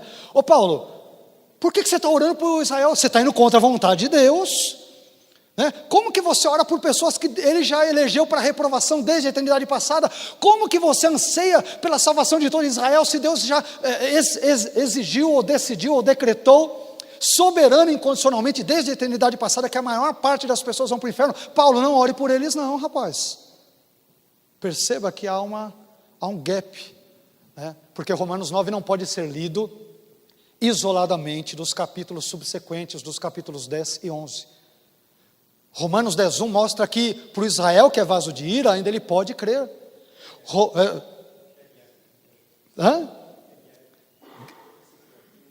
Há um gap, sim, há uma lacuna, né? Há uma lacuna. Nós não podemos ler apenas isoladamente Romanos 9 dos outros capítulos subsequentes, aliás, à luz de toda a epístola, né? Os capítulos 10 e 11.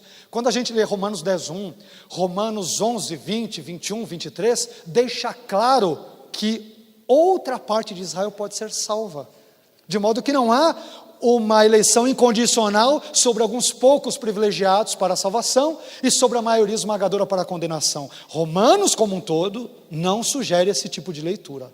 Por isso que é perigoso isolar um texto bíblico do seu contexto, tá? Então, vocês viram o que Calvino diz. Deus escolheu alguns judeus para a salvação e outros para o inferno. Paulo, em Romanos 10 e 11, deixa claro que não é isso que Deus escolheu não.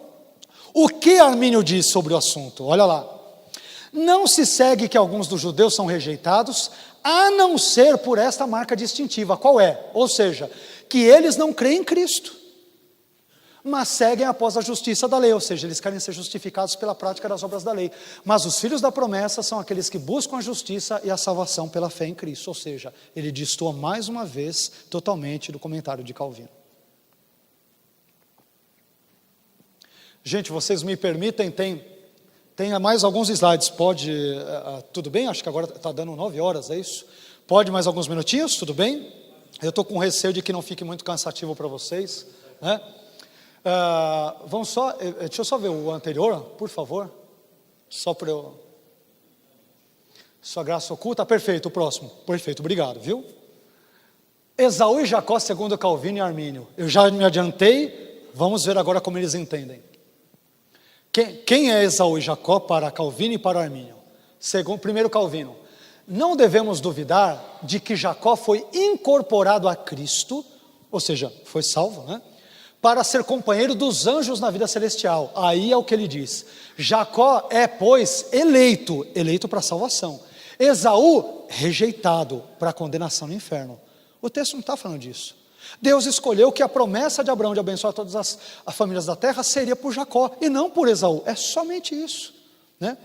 É interessante que tanto Calvino como Martin Lloyd Jones, a maioria esmagadora dos calvinistas entende isso. Não, Jacó, ele é amado de forma eletiva e Esaú é rejeitado de forma também eletiva. Um vai para o céu, outro vai para o inferno. O texto não está falando disso, né? Não é esta a situação. E aí ele continua.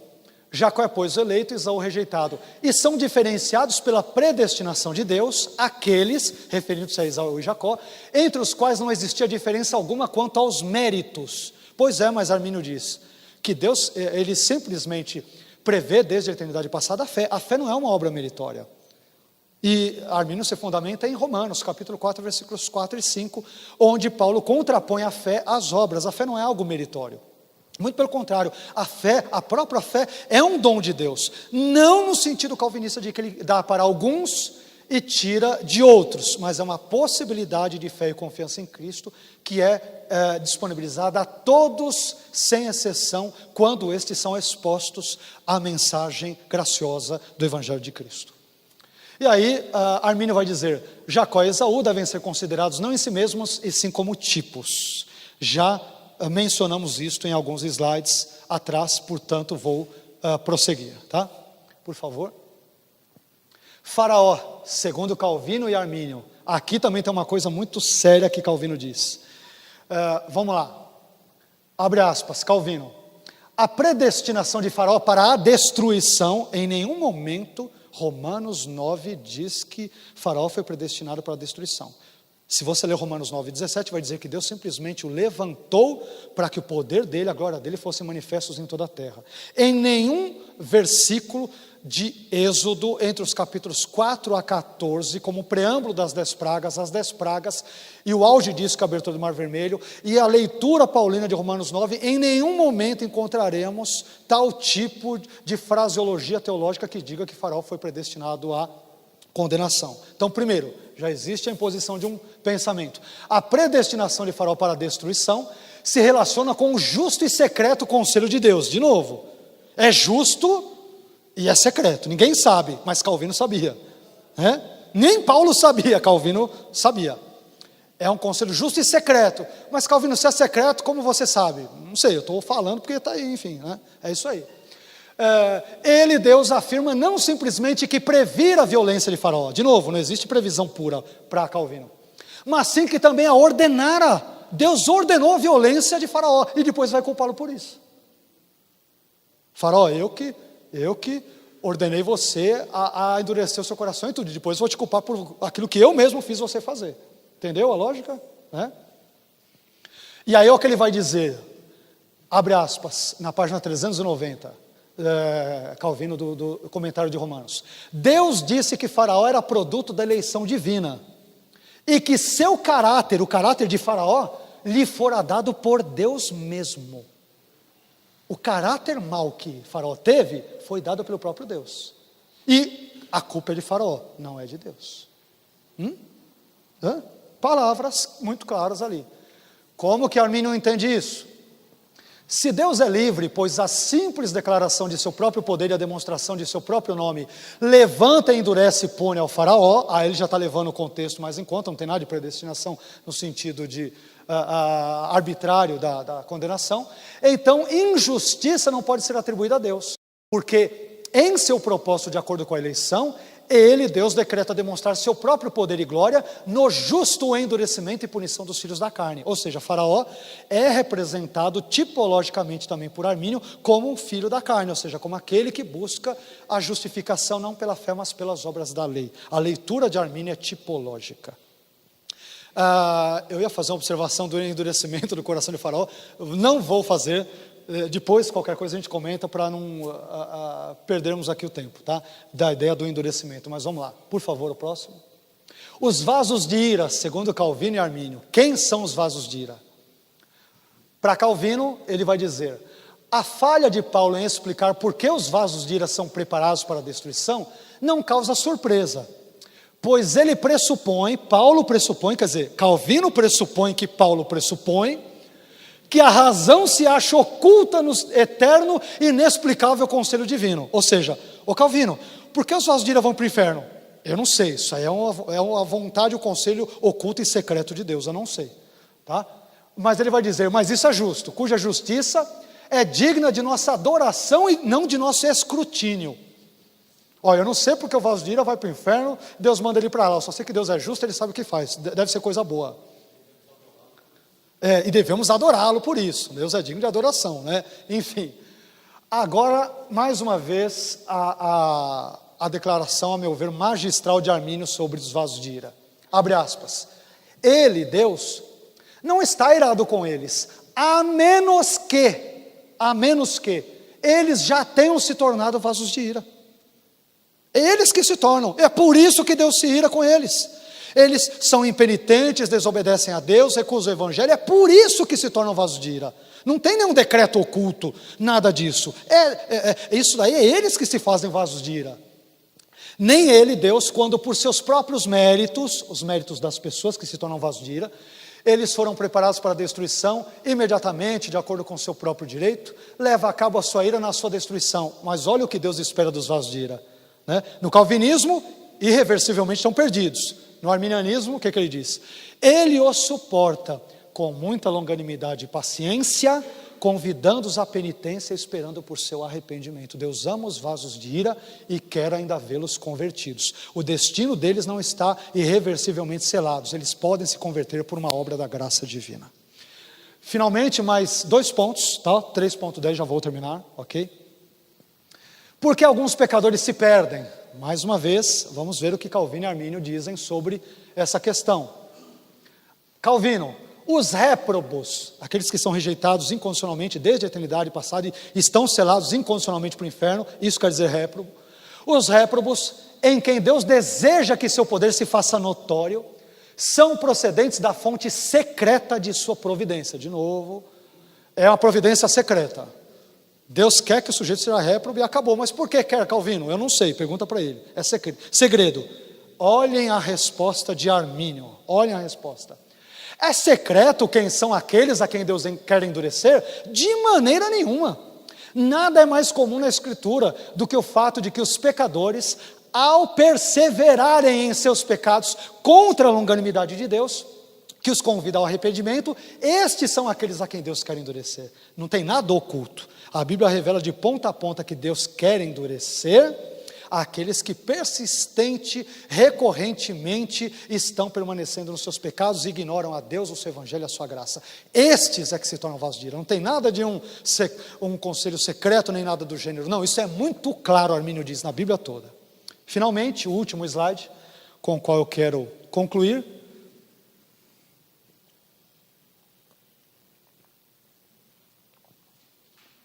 Deus deseja que todos sejam salvos? Essa pergunta é das mais importantes de todas, né?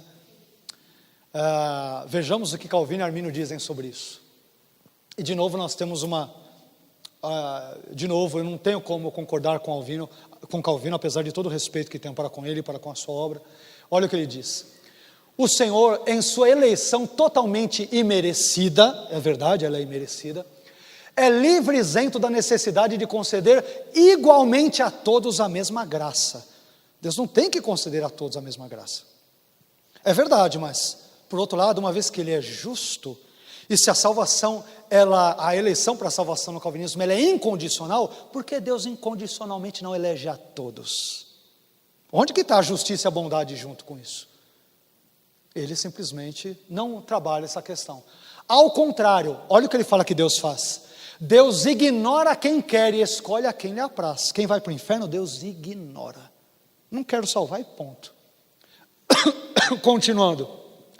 Pareceu bem a Deus, pareceu bem a Deus segundo Calvino, né? Iluminar alguns a fim de que viessem a ser salvos, e cegar a outros a fim de que viessem a ser destruídos. É alguma coisa boa para Deus, para os olhos dele. Ele quis fazer assim, se é uma coisa boa.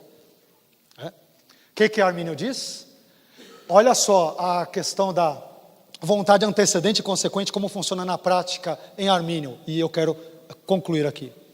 Em sua vontade antecedente, ele, Deus, deseja que todos os homens e cada um deles fossem salvos. Todos. Mas em sua vontade consequente, depois que Deus vê a resposta de fé ou incredulidade, ele deseja que aqueles que creem e perseveram na fé sejam salvos, mas que aqueles que são incrédulos e impenitentes permaneçam sob condenação. Aqui, senhores, nós temos um resumo do comentário de Armínio sobre Romanos 9, alguns de Calvino também. Digamos que selecionamos os melhores momentos, talvez alguns eu diria os piores, né? Mas eu espero que de alguma forma tenhamos sido abençoados, amém?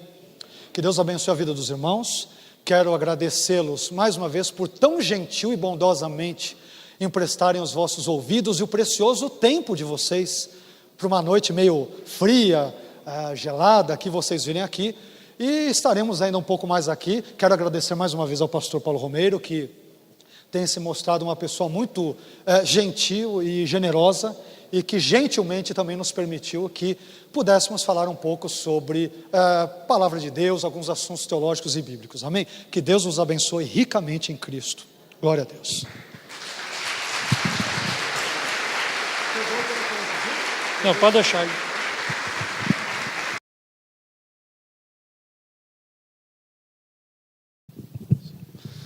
Bom, primeiro, parabéns, muito bom. Obrigado, querido. Eu tive a oportunidade de ler aquele livro do Norman Geisler, Eleitos Mais Livres. Perfeito. E ali, o Norman Geisler, ele se denomina um Calvinista moderado, né? E ele faz muito debate com o Sproul, né? Que ele diz que o Sproul chama ele de arminiano. E ele tem razão. Embora ele diga que é um calvinista moderado, né?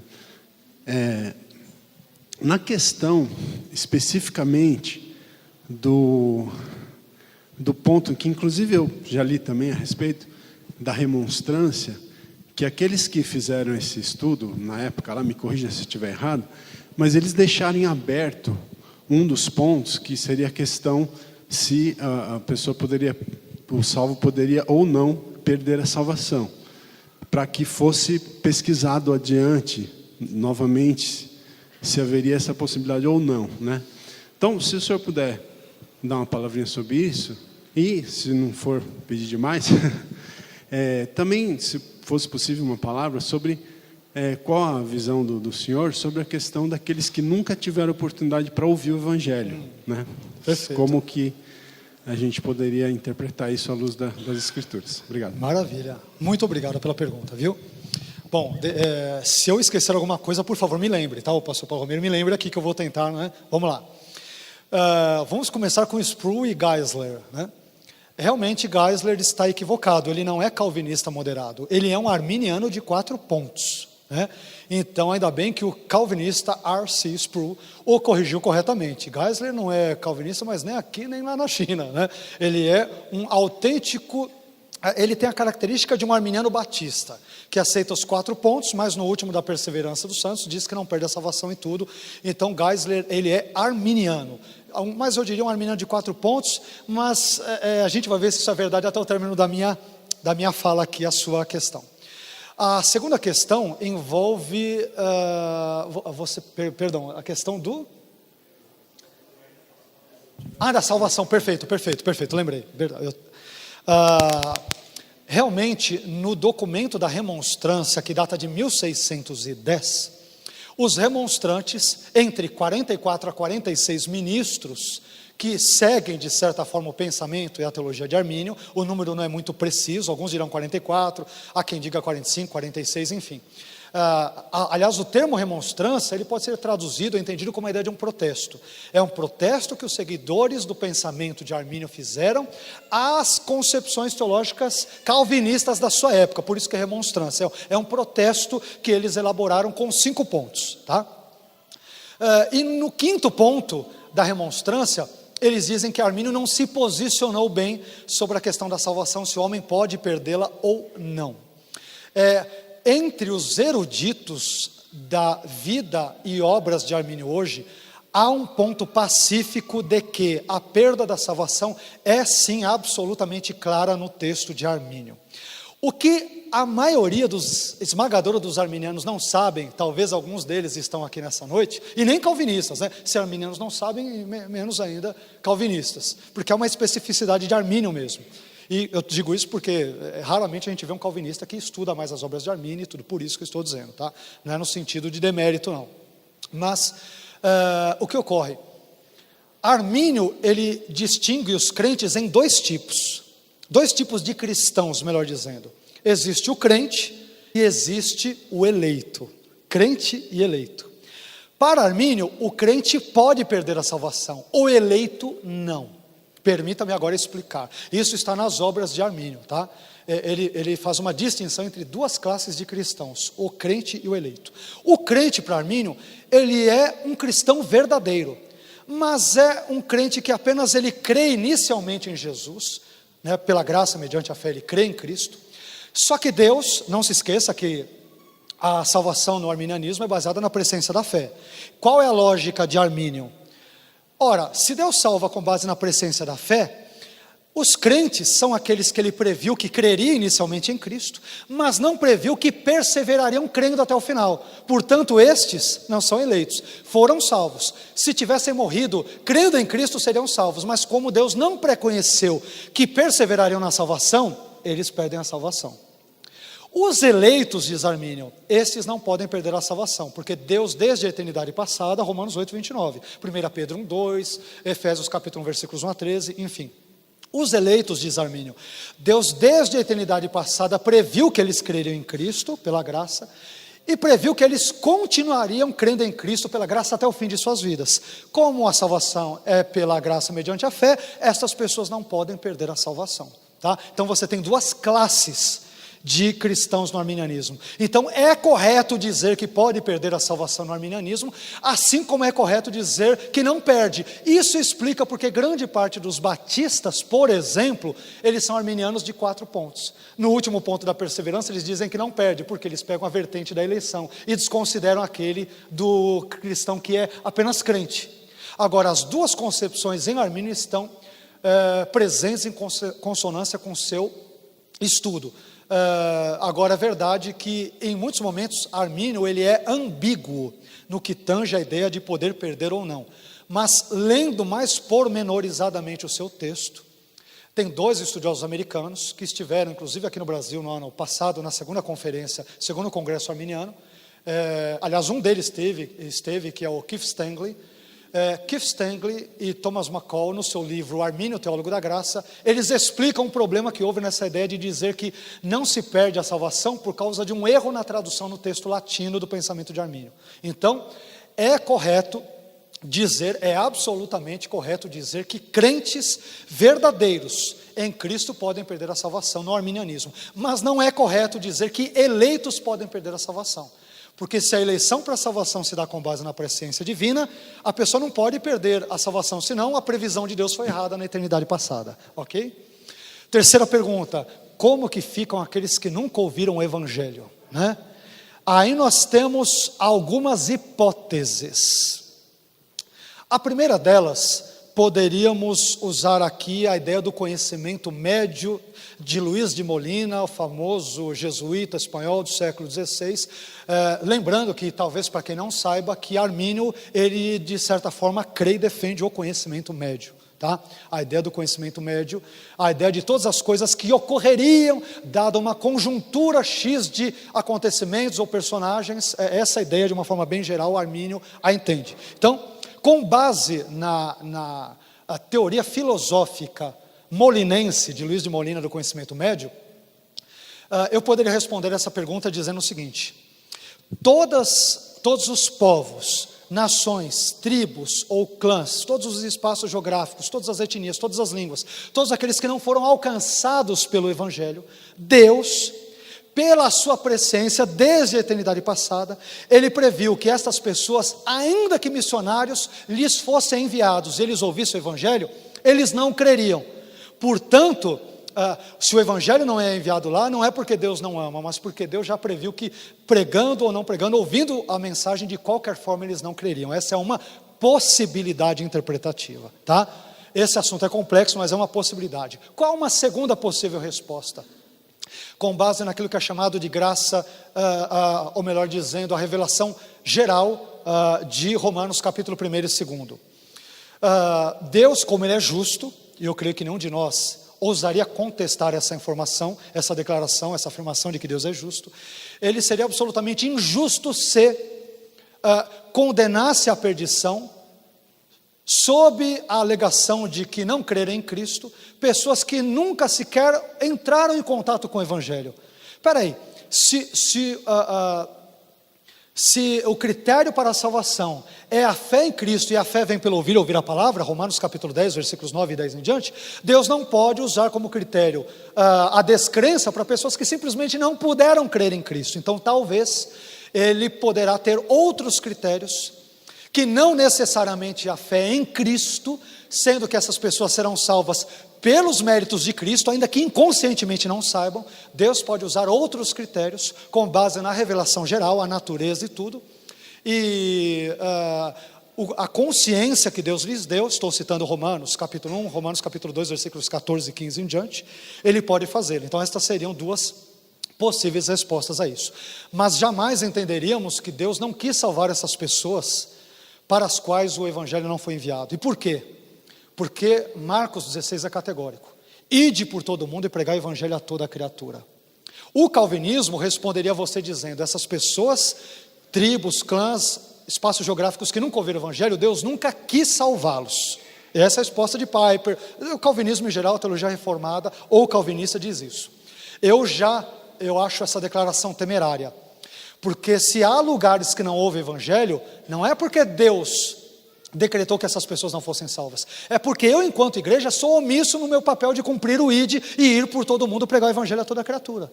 Então não é porque é um decreto secreto oculto que quer que o sujeito que mora lá na ponta do Sri Lanka não ouça o Evangelho e vá para o inferno. Não, é porque eu, enquanto igreja, me omito da minha responsabilidade. Então não há um decreto que diga nesse sentido. De uma forma bem geral eu diria isso, tá bom?